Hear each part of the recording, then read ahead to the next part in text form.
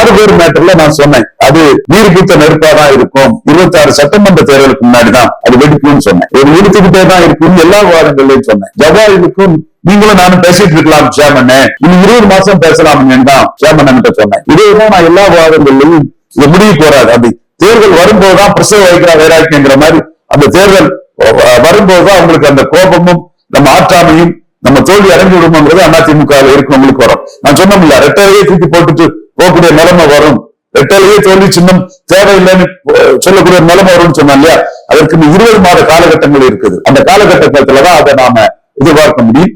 இப்பொழுது இந்த அமைதி பேச்சுகள், எடப்பாடி பழனிசாமியின் மறுப்பு, யாரையும் சேர்க்க மாட்டேன் என்ற உறுதியாக இருப்பது, சேர்த்தால் தன் தலைமையின் தன்மை போய்விடும் என்று நிற்பது, இதெல்லாம் ஓடிக்கிட்டேதான் இருக்கும். அந்த 26 மார்ச் அந்த டைம்ல தான் எடப்பாடிக்குள்ள அந்த மிகப்பெரிய சிக்கலும் சிரமம் வரும்.